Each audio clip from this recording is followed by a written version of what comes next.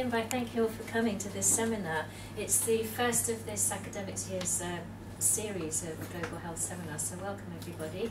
I'm Melanie Newport. I work here at the medical school and I'm an infectious diseases doctor, but also have a research interest in genetics and susceptibility to disease, which is where I've sort of come into this area from, but also have a sort of much broader interest in global health. And as you're probably aware, we've kind of got a lot of wide-ranging activities in the global health sphere in this in the vicinity, sort of Brighton and Sussex universities, the medical school, the Institute of Development Studies as well, being on campus.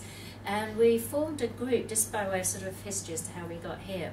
We kind of formed a group of people with an interest in global health, and genetics and genomics is a very fast-moving field, generally, scientifically speaking, but it's something that a lot of people had interest in from lots of different angles, coming from very different disciplines. And we thought it would be an area that we could perhaps kind of start to do something collaboratively in. And so one of the ways to kind of get this started, we felt, was to have a seminar and just raise some of the issues, get some discussion going, and take it from there. So I came into this from quite a sort of a biomedical background, interested in finding susceptibility genes for TB and things like that. But what I'm going to do today is I'll give a very sort of brief overview of the science behind all the developments, and then how they link to global health. But I really then want to get into a much broader discussion about the kind of what genetics really means. And of course everybody's interested in genetics. We've all got genes and we've all got families, so there's always an intrinsic interest. Hi Susan, hi Carl, we just started.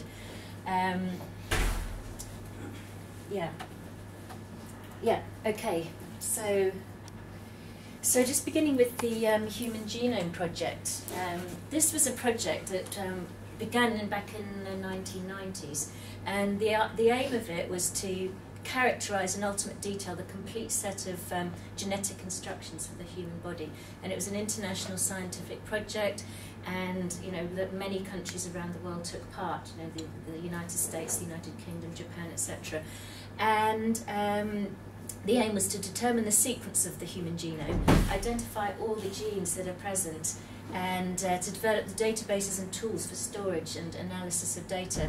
But also, very importantly, this kind of research brought up a whole load of other issues around the ethical and the legal and social implications of doing something such as sequencing the human genome. And it actually was budgeted to cost $3 billion and to run over 15 years, and actually finished early after 13 years of work, and came in under budget at $2.6 billion. And it was actually, the draft was published 50 years pretty much to the day after the structure of DNA was first discovered. Watson and Crick all those years ago. This is very, very basic biology, but I thought we might as well just go through the basics, just to give a sort of feel for how much data and what it actually involved. So this is a human body, and there's 1,000 million cells in each of our bodies, and when we zoom into the cells, the genetic material is stored in the nucleus in the form of our chromosomes, and we have 23 pairs of chromosomes. I'm sure this is all very basic revision. One set inherited from each of our parents, so one set inherited from your mother and one from the father. And they're different, but they're pretty much the same. They carry the same information. And they're like the books, if you like. The chromosomes are the books in the library, and then each chromosome contains the DNA. So it's very miles and miles of DNA all wrapped up around proteins and compacted into these structures called chromosomes. So if you were to go to one chromosome and open it up, this is the DNA sequence. So each one of these is a nucleotide. There's 4, the A, G, C, and T, and their sequence determines basically what and who we are. And at one level it's incredibly simple, which is why it's so fascinating, but at the other level we're all such complex people, and we're all very different, not only because of our genes, but our genes contribute a lot to that. And there's of all that DNA, there's parts of it called genes, and they encode proteins, which are the molecules that do things in your body. And the rest of the DNA, which represents 99% of the genome, actually our genes are a very, very small part, does other things. So it's involved in packaging the DNA and regulatory functions, and a lot of it we don't actually know what it does. And so these are our sequences. And this is what DNA looks like. This is the structure that, as I said, was discovered several years ago now. And the bases, the nucleotides kind of pair, A with T and G with C. And again, one of the sort of, really simple things about it is that it can just unzip and copy itself and cut and paste. So a lot of very sort of simple functions that DNA does to copy itself, to clone itself literally in the body when you've got cells that are dividing all the time, just from this very simple structure, and there are 3 billion of these letters in the genome. So what the human genome sequence has done is actually identify every single one of these in order, which go into which chromosomes and so on. So you can imagine why it was such a massive project. But once the yes, there's about 20,000 genomes. But once the genome had been sequenced, it then became possible to look at genetic variation as well. And so, for example, on one chromosome, the chromosome that you've got from, say, your mother, you'd have that particular sequence, but on the other chromosome, there were changes. So whereas here it's a C, on this chromosome it's a G. So just a very single change, but that could actually, if it's in a gene like that, have quite a deep impact. For example, it could cause a disease. On the other hand, there are mutations or polymorphisms, say variations that affect the non-coding regions that may or may not be relevant, but are interesting because it allows us to kind of characterize the amount of variation in the genome and then use that to do all kinds of things. So these variants are called single nucleotide polymorphisms, and people call them SNPs. And they account for about 90% of the variation in the human genome. And they occur very frequently, 1 every 100 to 300 bases across the genome. Okay, so Francis Collins, who is now the director of the National Institutes of Health in the United States, he was the sort of the person who drove the Human Genome Project, and this was his kind of vision of what it would mean to have an understanding of the human genome, that we could then understand the biology of how our bodies work and what happens when things go wrong, and the genomics could then lead to improving health, and there'd be a role for genomics in society as well. And then there were all these, so they were the kind of the foundations, if you like, but then there were all these other issues that needed to be developed in parallel. So this included things like education. Genetics can be quite a complicated thing, and obviously genetics does involve people, and people are interested, and you need to have education of societies as well as the scientists and so on doing the work. Then, as I've mentioned already, the ethics and the legal and the social implications of doing this work. Then it involved a lot of training. There'd need to be sort of parallel development of computational biology, because you have so much data to analyse and to store and look at. It was a whole separate area of development. And then the technological development, and in a way that was holding a lot of the work. One of the major reasons that there's been such an advancement in human genetics recently is because the technologies have been developed to allow lots of typing and sequencing and so on. And then, you know, all the other resources to underpin it. Okay, and then as a result of understanding this, there were a number of other projects that came along, and there were databases that were set up, and of course people were interested not just in the original sequence but looking in different populations. So the HapMap project came along. Now, I'm not going to go into detail of that today, but that was just a way of sequencing different populations and looking at comparative genetics as well. And because of, as I've mentioned, all this technological advances, people could do these big experiments now and look for disease susceptibility genes and so on. So really, this was of interest, the human genome sequence and its variation in terms of studying normal variation, disease susceptibility. It was also very interesting from an anthropological point of view, and also in terms of genealogy. And I'll just say a little bit about each of these.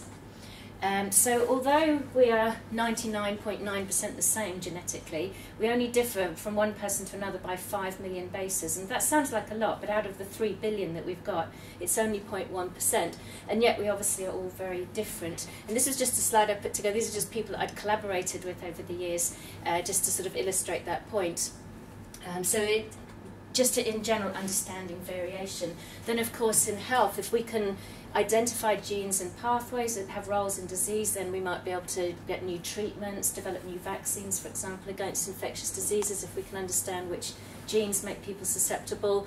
And then you could also have things like diagnostic tests, as well as disease gene identification. Can we get tests to identify who's at risk, and therefore they could take specific protective measures, for example. And also, a lot of diseases, we just really don't understand the basis of them, what's going on at the molecular level. People are getting treated for things that they've with drugs that have been tried just empirically. Nobody really understands the rationale as to how those drugs work. And so to translate this genomic information into therapeutic advances. I'm just going to give a couple of examples of things where the human genome and genetics has actually had an impact or has had sort of a positive result. So, for example, once the sequence was available and the technology was available, it was possible to do these large-scale studies looking for disease susceptibility genes. And the Wellcome Trust funded this huge study with several hundred collaborators where they looked at 20,000 people across their whole genomes, typing these SNPs. 500,000 of these SNPs were typed in 20,000 people, and then compared the people with the disease and people without the disease, a case control, a very straightforward comparison, and then looking statistically at which variants were more common in people with the disease compared to the controls. And they were able to do that for 7 diseases, but just to give the example of 2, the results, people got very, very excited by this, because these are, they call them Manhattan plots because they look like the Manhattan skyline. But you can see that across the bottom here, these are the chromosome numbers, and each dot represents one of these 500,000 SNPs. And so when they're represented in green, they've just crossed a threshold of significance. So for Crohn's disease, they identified regions on chromosomes 1, on chromosome 2, 5, and 16 in particular, where there are genes that make you susceptible to Crohn's disease. And interestingly, that the ones on chromosome 16 had actually already been identified, so it's a kind of proof of principle that this method was working in this particular population. And likewise for type 1 diabetes, there's some significant hits, and this was a region that was already very well known to be associated with diabetes. So these were the kind of experiments that became possible as a result of the Human Genome Project.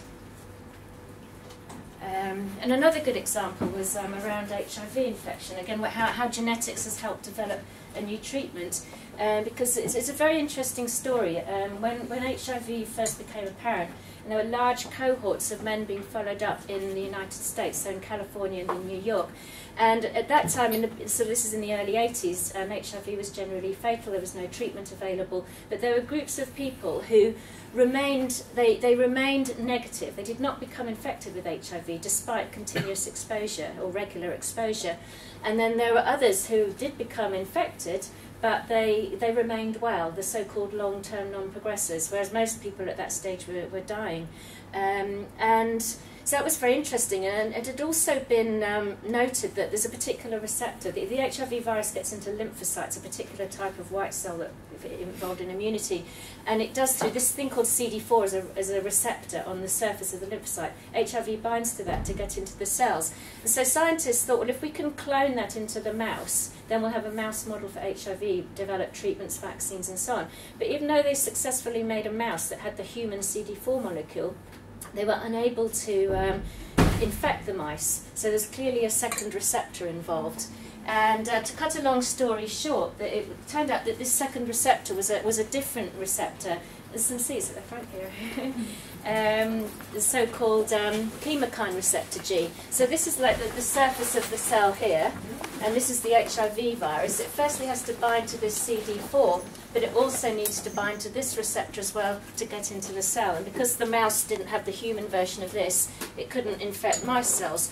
And what had happened was the people who were resistant to HIV had mutations in this gene, so they didn't actually have that receptor at all. So they were genetically resistant to HIV infection just through mutations in one gene. So that was really an exciting breakthrough, because it then subsequently led to the development of a new drug for HIV that blocks this receptor and is used in the treatment of HIV. So that's just one example of how sort of genetics has helped lead to new treatments.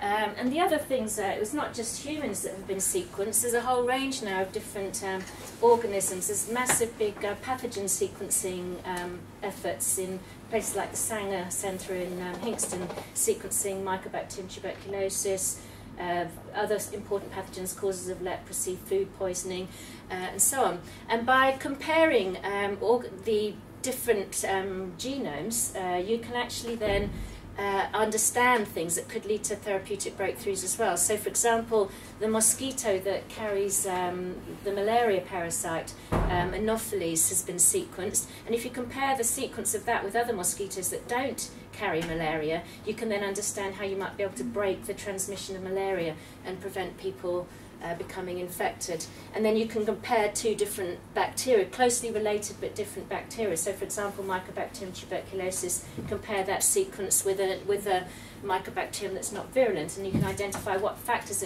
what are the genes in Mycobacterium tuberculosis that makes it such an important pathogen and kills so many people. And likewise, you can compare human genomes with parasites. This is the malaria parasite, and comparing the two has led to the identification of parts of genes in malaria that aren't expressed in humans, so you don't get toxic side effects when you target the parasite. You can kill the parasite without having any side effects. So these are just some of the examples why people have got very excited about genetics and the implications it has for human health.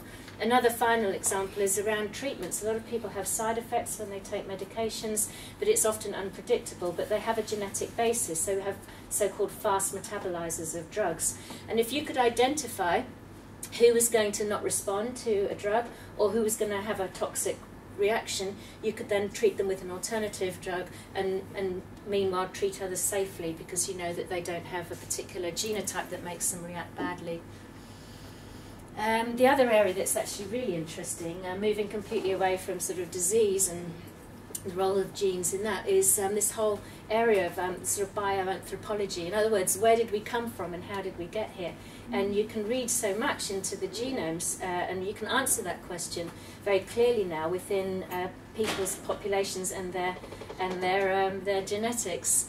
So we can understand human lineage and explore migratory patterns as well. And it's very interesting. It brings up all these issues about identity as well, which I hope we can discuss a bit more later.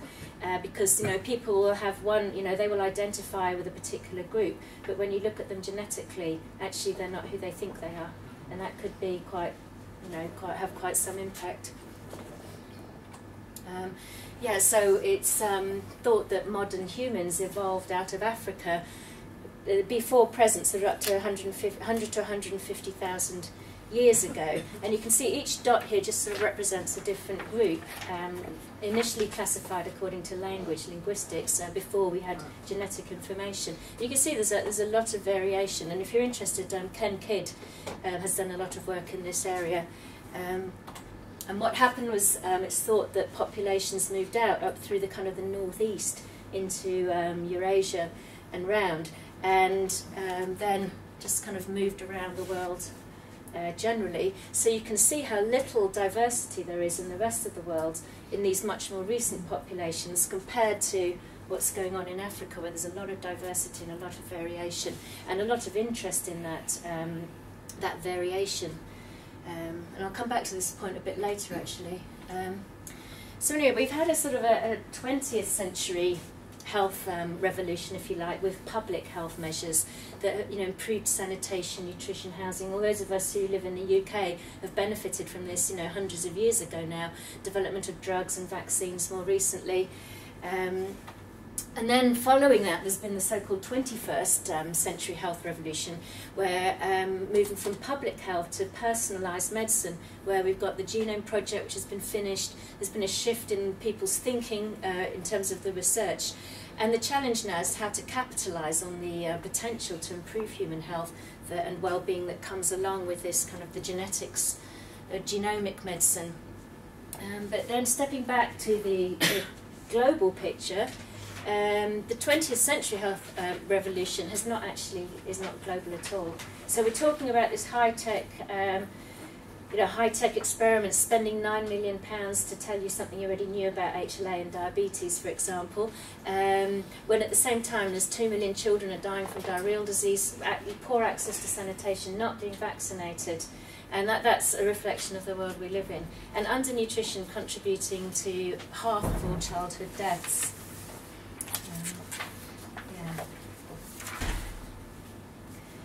So, we have a situation where life expectancy for some people is increasing and people are healthier. In other parts of the world, life expectancy is actually going down, and there is this big gap. And that's when I said at the beginning, widening the gap. There's already a huge gap between the have and have not. And is genomic medicine, is that going to widen the gap? Or is it time to try and narrow it through using genetics and genomics? And there are some who will argue, well, until you've dealt with this, what's the point of doing genetics in Africa, for example, because you've got this situation, shouldn't you be focusing on that? And I hope to persuade you that there are other approaches. Again, I don't need to reiterate this, but 85% of the world's population live in low middle income countries and bear the burden of disease.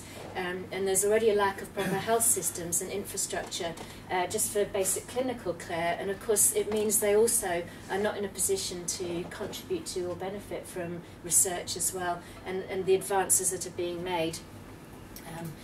There are inequalities in accessibility to the technologies, to actually doing the research. We talk a lot about the healthcare workers' delivery of clinical care, and there being this huge shortage of trained workers. There's also the situation for science is equally bad in terms of people doing research, undertaking research, getting funding to do the research, having the infrastructure, and also this we see time and time again. People become very focused on the so-called big three, particularly in sub-Saharan Africa: TB, HIV, and AIDS. So any other health problems get put to one side or get neglected. Even things which are becoming common now, the chronic or non-communicable diseases such as hypertension, cancer, and so on. So this has been a big issue. And just to kind of put this in context, this is the World Mapper website. Instead of plotting the world according to the geographical landmass, they plot it according to, there's hundreds and hundreds of different parameters that you can look up. So if you look at under 5 mortality, you can see the burden of diseases in sub-Saharan Africa, India, and yet when you look at where there's nurses, you can see there's a huge shortage. So that's one thing, and I think that's the sort of the bigger picture that people look at and think, well, we've got to address this before we start worrying about can we do some genetic testing or whatever. But I think the other thing to mention in relation to this is this absolute absence. So this is done, for example, by numbers of scientific papers published, and you can see there's just nothing going on in terms of scientific growth in sub-Saharan Africa. So again, it just reflects these enormous imbalances that we see. Now, people have been thinking about this for a long time, and there was a group, actually, when you think of actually the populations that we're talking about here are the ones who could benefit the most. And there was a sort of working party got together. It's not all genetics, but there are some sort of very basic technologies that could actually be very helpful or could be very useful in developing countries. So, and some of them are related to genetics and genomics. So, for example, genetically modified crops, which increase nutrients, recombinant technology to make drugs and medications, vaccines, and things like sequencing pathogen genomes and looking at pathogen genomes in relation to host genomes as well could actually lead to new treatments and vaccines.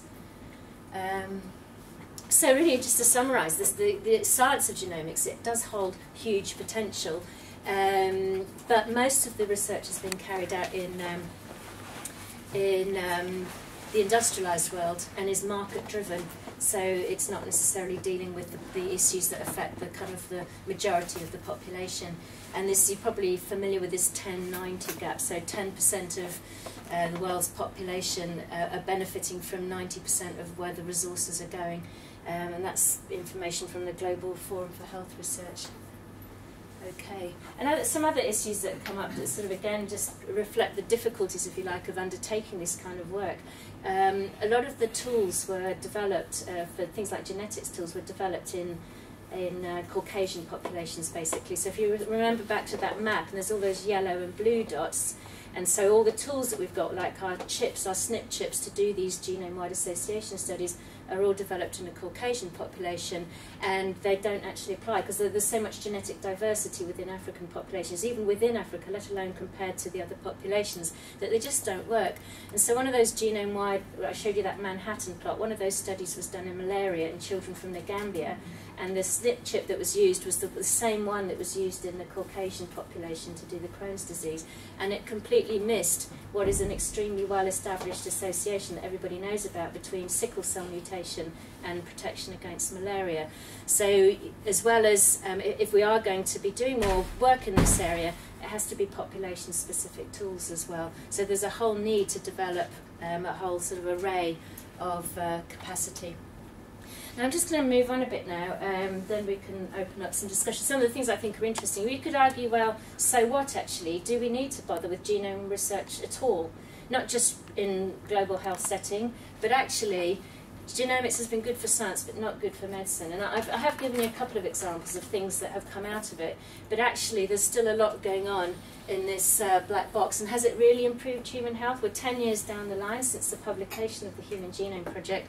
Is it really as all it's cracked up to be? That would be one argument. Or do we say actually we do need to address this, and it is really important that we develop research and capacity and use genetics and genomics as a tool to improve health globally? And then there are all sorts of issues that we really need to be aware of. And so this is from Charmaine Royal, who we know through the African Society of Human Genetics, and she wrote a very nice article just about how human genome knowledge is really potentially a double-edged sword. So on the one hand, it could potentially exacerbate health disparity through benefiting only the most affluent people. Research could be directed towards treating rare diseases rather than for the good of all. It could lead to impressions of group inferiority. Already people getting labelled, if you've got this particular genetic makeup, then you're this particular group and you're more likely to get these diseases, or you know, all sorts of other sort of implications of that. And it can be used to discriminate and to stigmatise. And it could also be used to further the image of a single physical ideal. Now, on the other hand, the knowledge could actually be hugely beneficial. And it could actually have the power to eliminate health disparities through application towards common disorders of the least healthy populations in the world. And it could actually also provide insight into the causes of health disparities, because it's not always quite as simple as a link between poverty. Often when you delve into it at the genetic level, there's a lot of other things going on as well. It could mean that benefits are shared with the most vulnerable people, and we could value variation as an instrument of self-discovery. So this two-edged sword that we need to always be aware of. Things like the ethical, legal and social implications, sort of balancing, getting the maximum out of the research with appropriate safeguards for the research populations. And there's a lot of concerns already expressed in the literature: privacy, confidentiality, a lot of things that would apply to research in any context, but that have a specific, have a slightly special meaning perhaps in the context of genetics, and the implications for families and communities, and how is a family defined and how is a community defined. There's so much that varies a lot from community to community as well, and what we think of as family would be very different to somebody in the Gambia, for example, how they would define their family. And doing genetic research there, everybody would be their brother, and you'd have to say each time, same mother, same father. no, and they're from the same village. So you have to be, just these different concepts, and it is really, really, really important to be aware of that. And things around commercialisation, intellectual property rights, benefit sharing. And actually getting community and participant engagement is so important. And as it sort of move towards, because we have the capacity now, a lot of the studies that are being designed are on very, very large data sets. So we're studying like whole communities. And again, in the Gambia, in Keneba, where the MRC has a unit, everybody there is now part of the study. So they've got thousands and thousands of people they're collecting DNA from. They've got these databases. So you can imagine the kind of the ethics issues around that, and the things that really need to be thought through with the community. Just a few more sort of specific examples, things like doing genetic testing and screening. Understanding the risks and benefits is obviously really important, and distinguishing health and disease, confidentiality, stigma, discrimination, that comes up time after time after time with genetic studies. Things like genetic patents. Can DNA be patented? Should we be patenting DNA? And who should own the rights? And is actually the patent process is actually obstructing data sharing and progress? I've already touched on genetic data banks, the benefit sharing, effects on vulnerable groups. And obviously when we're talking about global health, we are often talking about very vulnerable, marginalised populations. And there's huge potential again for stigma and discrimination. And things like pharmacogenomics. And there's an example there of a drug, abacavir. And abacavir is used to treat HIV. And there is a certain group of people, when they have it, the second time, so they take Abacavir, then they stop taking it, and they start taking it again, and they have a hypersensitivity reaction. They react very badly to it, and sometimes die. Some people have died. They get sort of a huge anaphylactic reaction, and it's been identified that the frequency, it's a particular HLA association, and the frequency of that in Caucasians is about 13%. So people get screened for it, but that becomes, if you want to then use that as we have increasing problems with resistance to HIV across Africa with all the antiretrovirals being rolled out, there becomes this thing, here you get tested now, you don't go on that drug unless you test negative for this particular association.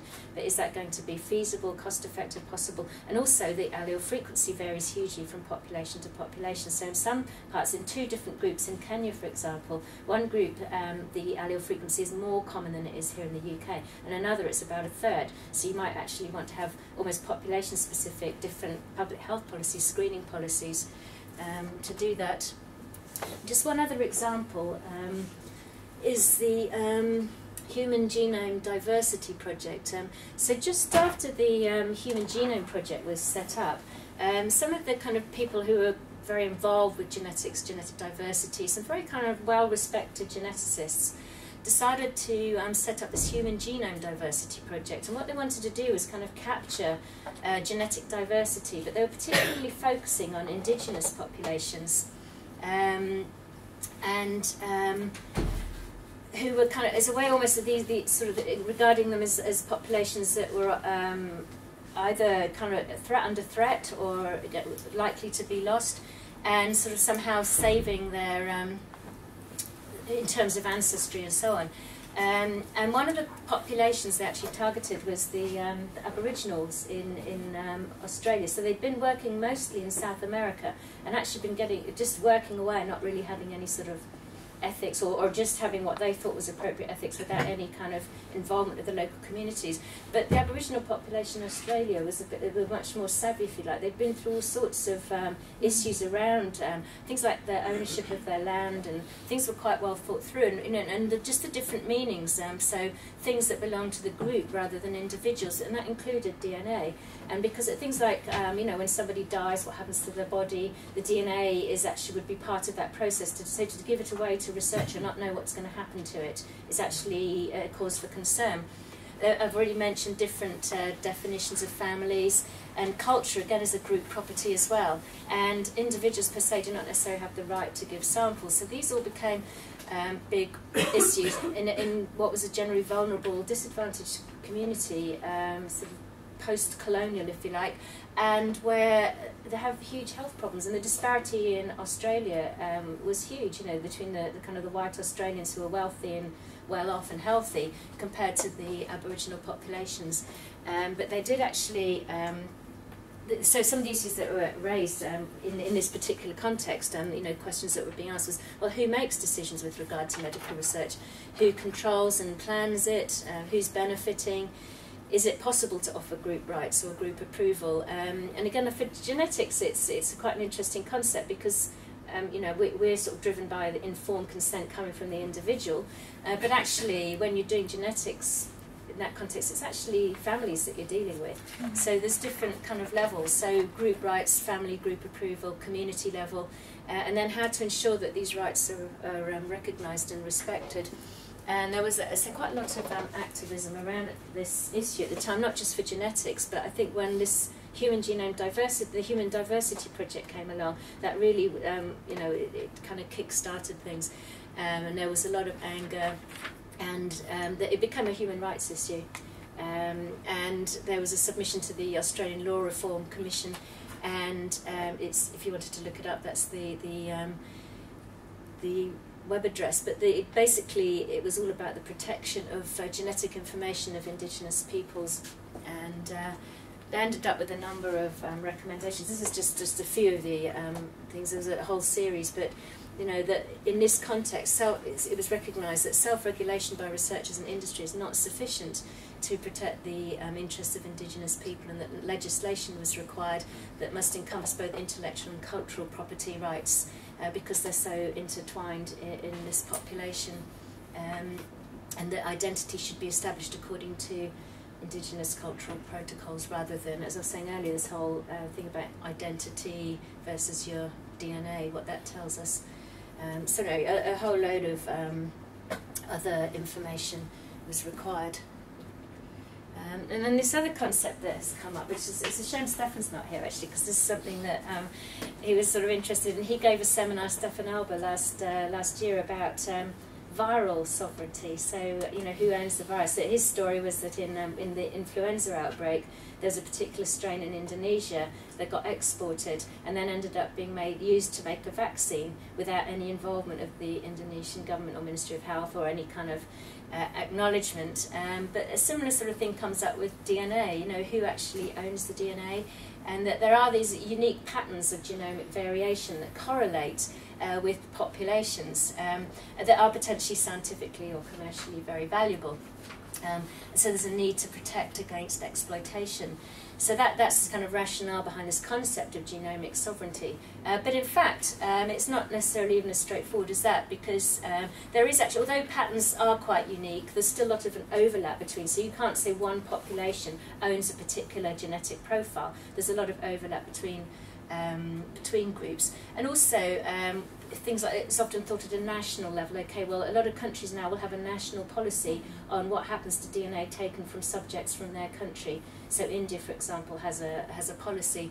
But actually, in some places, people from certain groups will be scattered over a large region, so they're not necessarily based in one country. So if you're working in Africa, for example, say in West Africa, and you've got the Wolof, and they're in the Gambia, they're in Senegal, they're in Mali, so how can you have a sort of a national policy when you're looking at the DNA of a particular group?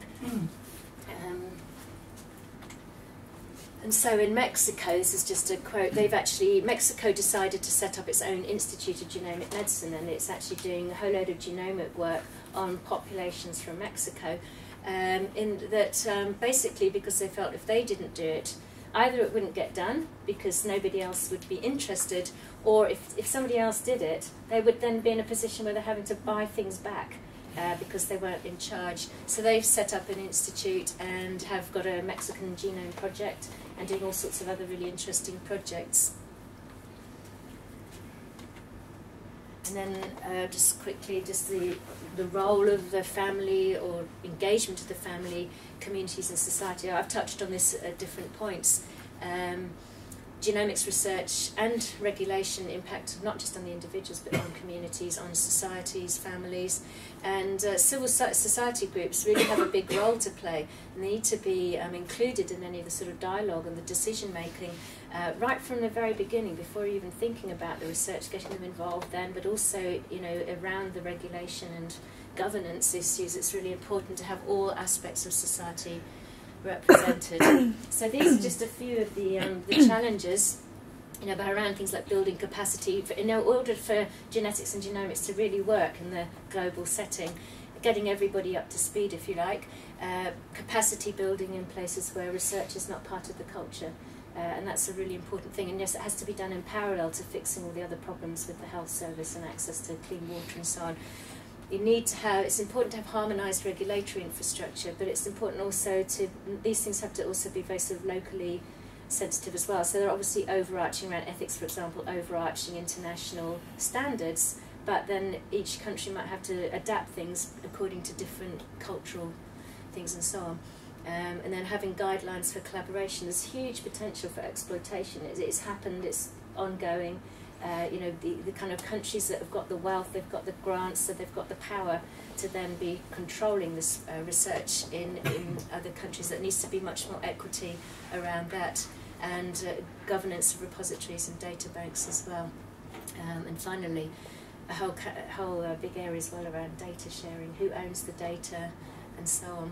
So I'm going to stop there. I just wanted to give a sort of a very sort of broad overview of what some of the successes have been, what the issues are, and hope that we can get a bit more of a discussion going amongst the group. What other people, we know what backgrounds do other people come from, what might their interests be in this, any questions or queries or people's experience themselves would be very interesting to hear about.